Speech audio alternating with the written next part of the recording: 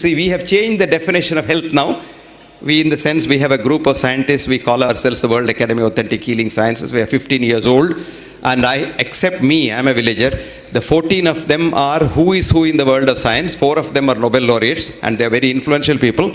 And we have had a decision to say we must change the definition of health as absence of mental, physical, psychological, spiritual, etc., death. And this is the definition of Alma Alta is a business thing. Because I tell you what, absence of disease. Now for that we have created a business called checkup. Checkup. You are fine, no? You are fine, but you go to a checkup, you come out as a patient. I'll tell you why. It is very simple. Don't laugh. I'm serious about it. Very serious. Because today you have a TBS, total body scanner, which scans 500 parameters of your body. Okay. Now a little statistics, even a child knows that what are we doing in medicine for the human body? We say your normal blood pressure. What is normal?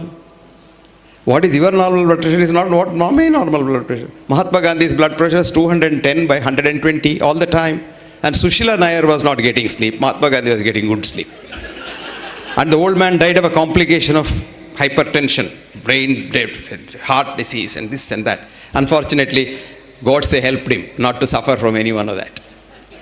So we must thank Godse for that. See, what is happening here is, I have a friend of mine who started NIMHANS as the first founder director, R.V. Verma. R.N. Verma is now 89, 91. This man has been seeing me for the last 45 years saying that his blood pressure is 90 by 40. I told him, why are you worried? Brian Bach's blood pressure is 60 by 40. And he is the strongest man in the world. So what is the problem? He said, see, with the doctors always tell you something to boost the blood pressure. I said, Anganda Buttadi, Ingalirikum. He put 92 years, he says, this man kept me alive for 45 years. I said, I didn't keep alive that man. So you will never die, you can't die. So your blood pressure is what is your blood pressure. So what is the textbook's blood pressure? It's called the average, statistical average. You check, our friend knows, all chartered accountants understand, actuaries understand that. You take 1,000 people, check their blood pressure, and no blood pressure can be checked correctly by a human being because the very physics of blood pressure is wrong. I won't go into that because it will confuse you. Come back to this. Now what has happened is, you check 1,000, plot it on a XY graph. Correct me if I'm mistaken. Then you have a Gaussian curve called the bell-shaped curve, right? Yes. Then you say mean, plus 2 standard deviation. Now that comes to whatever. Now I'll give you an example. What is the normal height of an Indian male? Gaussian curve, 5.4, 2 plus this side, that side. 5.2 plus 5.6, you're normal. Okay? Right? Amitabh Bachchan comes for a checkup. 6.2. Our treatment is cut his legs to make him 5.6. अरे वो तो हम करते हैं ना, sugar को क्या करते हैं, ब्लड प्रेशर को क्या करते हैं, वही करते हैं. Then next day Jaya Bachchan comes for a checkup. She is 4.6. Transplant that leg to her. Day in and day out, we doctors are doing this, trying to correct the statistical average, which we tell the common man as normal. So average becomes a normal. There will be what are called false positives. For every parameter, the false positive is 5%. Right, sir? Yes. Now calculate, I'm telling you. When you check 500 parameters, what is the false positive? 2,500. So 100 people go for a checkup, 2,500 patients come out. Isn't that a good business? So there was this professor of medicine in America, her name is Leon Eisenberg, and this girl was 52 years old and she was a very brilliant professor and she was worried about what she was teaching. One day she asked the brightest class boy who passed out, came to her, she said, who is a patient, she asked. She was expecting a very esoteric answer. The boy very simply said, a man or a woman who sees a doctor becomes a patient.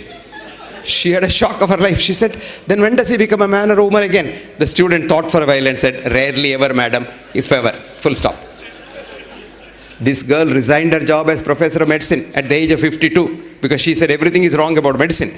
And she sat the MCAT test. MCAT is CET, GET, whatever he has, and got a good grade, joined the medical school. That medical school, a student again, went through 4 years and came out and said, everything that we teach is wrong. Did you get it? You haven't got it because it's not publicized. That article is suppressed. This is very interesting.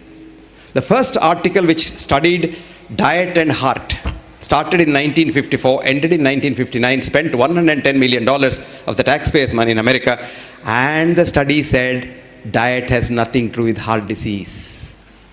But by 1959, the myth of fat has gone so much that we have started getting fat-lowering drugs, cholestyramine. Have you seen that drug? You have to take 8 tablespoons of that in the morning. It is like sand, and most patients used to vomit it. And that was the beginning of the cholesterol too, the statin today. 25 rupees a tablet you give, take it kills you. 10% of people who start statin, their blood sugar starts going up. 10% of statin users become diabetics. So 11 million people take statins in India, and 1.1 million diabetics are added every year. Then we proclaim, on the other hand, by the diabetic drug people, he said India is the capital of diabetes of the world. False. The truth is, India is the best country to have diabetes because Americans are following Indian rice diet for diabetes. South Indian rice diet. Idlis in the morning, brown rice in the afternoon, and brown rice in the evening, and a little fruits here and there 6 times a day, 8:30, 10:30, 12:30, 3:30, 6:30, 9:30. Small feeds. And don't ever see wheat because wheat contains gluten. Gluten goes directly to the pancreas and maintains your diabetes. If you're a diabetic, wheat maintains your diabetes. Good to know, because we want diabetes to be maintained. This is called disease mongering. If everybody is not mad, what will this doctor do? He'll have to close his shop. See, this is called taking medicine to the marketplace. What did Hippocrates say? Cure rarely, comma, comfort mostly, semicolon, console always. And what is consoling? What is consoling? Psychotherapy. So, today you people are not MDs and PhDs. You are the topmost doctors in the world. Because you are doing exactly what Socrates said. Not Socrates, our friend, our father, Hippocrates said. But we are all hypocrites. He was Hippocrates. And we took an oath in his name and immediately became hypocrites. Today medicine is the biggest industry in the world. Cholesterol lowering alone is $1.72 trillion business. One company which sells cholesterol drugs gets on an average $15 to $18 billion profit. A cardiac stent, which is like your spring of the ballpoint pen, costs $10 to manufacture. Sold for $2,000. And the budget is $500 doctor's hospitality. And a company gets a small profit of $1,490 per stent. And of course, you don't get it for $2,000. The hospital will have add so many things that salt, then seasoning, etc., etc. It becomes about 3-4 lakhs. Now, what does it do at the end of the day? Nothing, because the blocks you see are not disease at all. The disease that kills you is not seen in the angiogram. It's called vulnerable plaque, which can't be seen. These blocks are very good because even a child has a block.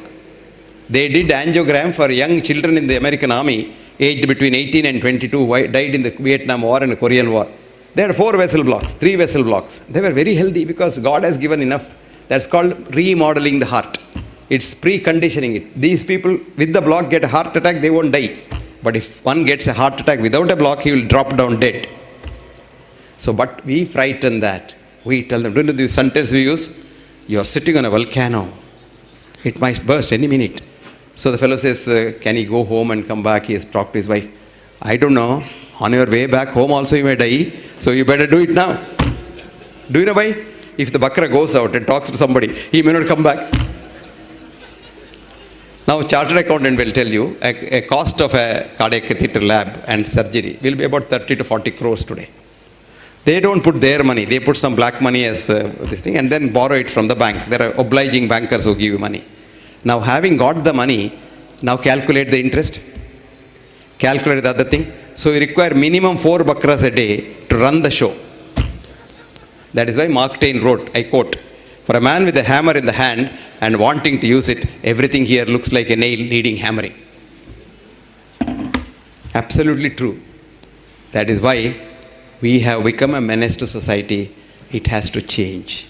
It can't change otherwise. It has to change from within. And that change can come only if we can bring up a generation, future generation, which is not as greedy as we are.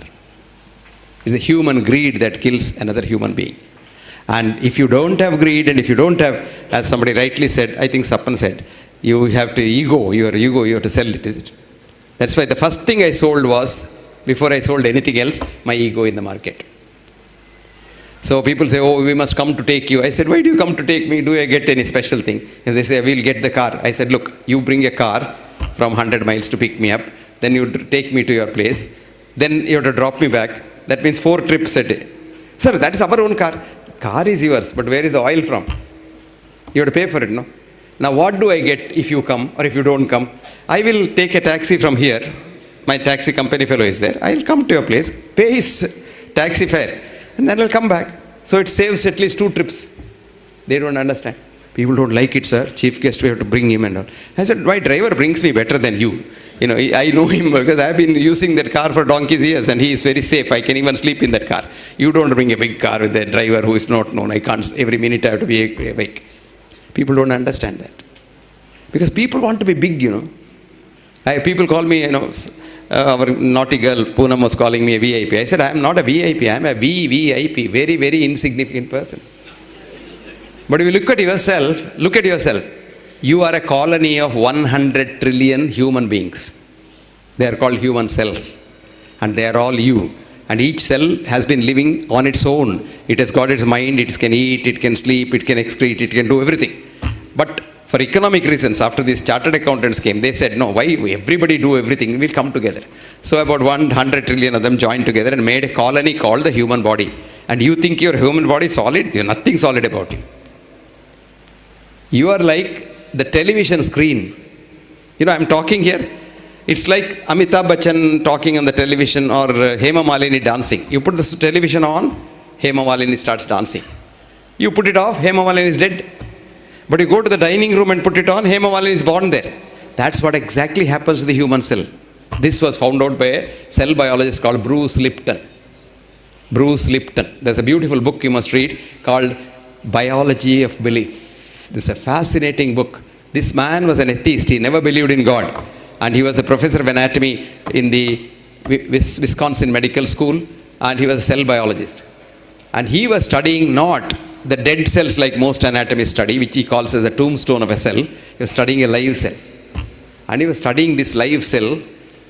And then he saw the cell is live, moves about, does everything. It excretes, it thinks, it can.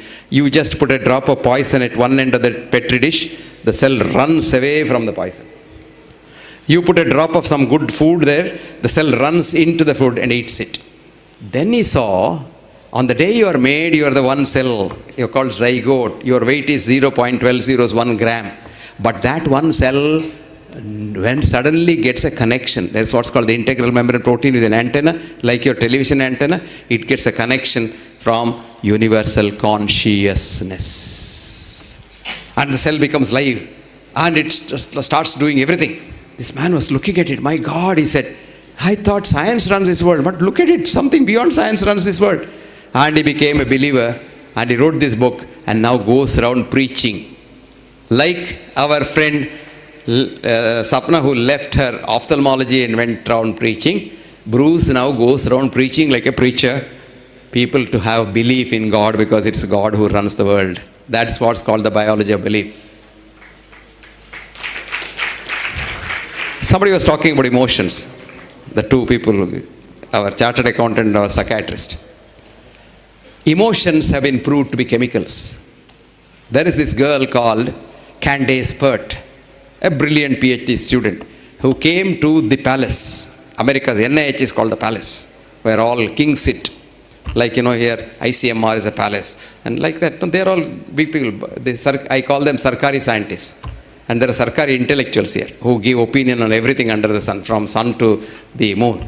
Everything they give. So the Sarkari scientist, the head was what's called Saul Snyder. Snyder is a big name, a Lasker Award winner and a big name. So this girl started a postdoc with Snyder, who had some money, for finding out opiate receptors, which are known to be only in the brain, because we thought the brain, mind is only in the brain at that time. So he told her, find out if the opiate receptors are elsewhere. This girl took to it like fish taking to water. She worked very hard, day and night, day and night, day and night. But by the time the money was spent, there was nothing left. And still she has not got the receptor. So Saul called her, I don't want to waste my money on you. This receptor is over. You go and do something. I don't want you as a postdoc. But this girl said, I'm going to find it one day. Something inside her saying, I'm going to find it one day. So she told him, I don't want money, sir, but I'll continue in this lab. He said for a change, okay, continue in the lab. 6 months later, she found out an opiate receptor in the muscle, opiate receptor in the blood vessel. And she was so excited. And she had worked so hard, she deserved a holiday. She locked her laboratory and went away for a long holiday. Then something sensed in this fellow, something is amiss. So he called the laboratory technicians and said, what was this girl doing at night? They said, sir, she was working on the same thing and she has found something. Is it? Then lock was removed at night. And he got the ledger and got all her data. And before she came back from the holiday, he published the data in a paper. And he was so influential that he went to Swiss Academy and said, this is the thing I have found. And they said, okay, you will get the Nobel Prize. So Nobel Prize was declared in his name, but was not given because the date had not come. When this girl, Candace, came back, she was so fuming because he said, this fellow who destroyed my career now wants to steal my data. Very bold girl. So she went directly to Geneva and Zurich and then talked to all the members and said, this is my work, this is my original data, this fellow has photostated it, this is not his journal. And of course, Saul did not get his Nobel Prize. Candace lost her job. Candace lost her standing in community, thrown out. Candace wrote a book, Molecules of Emotion. Beautiful book. Molecules of Emotion. Please get that book and read it. Candace Pert, C-A-N-D-A-C-E, P-E-R-T is her name, and read that book. And there's a beautiful sentence I'll tell you. Time will come when you get a headache, you don't look for a pill, instead sit in one place and elevate your consciousness to the level where your own brain produces enough opioids to kill your pain. Full stop. What a beautiful thing. And that is the future of medicine, my dear friends. But we have to take it out, de-link it from money. Unless you de-link medicine from money, this medicine will kill mankind. I don't know how many of you have read this beautiful article. If you have not, read it in the Google free. It's called Death by Medicine. There are 5 authors. The first author's name is Gary Null, G-A-R-Y-N-U-L-L. Please read that. You will get a shock of your life that we are the leaders of death in the world. Followed by cancer low down and heart attack much lower down. On the top of the list. In a country where we think there are so much checks and balances, if it could happen, you horrified, you take the audit in India, my God, you will be shocked. That is why we went to the IOM, convinced them that the future of health definition should not have absence of disease because there is nobody who has no disease. If I now scan all of you with the TBS, all of us will have not one cancer, 10 to 15 cancers. But they don't become cancers, they all die. When do they die? When you have a good mind and when you want to help someone, cancer cannot grow in you. But when you eat a lot, like a pig, and hate everyone, cancers grow like a tree. And that's what happens. And it's in the mind. Everything is in the mind. And where is the mind? Never mind. And the mind is everywhere. It's in my hand. And who is the mind? For every 9 cells of germs in my body, I have 1 cell of mind.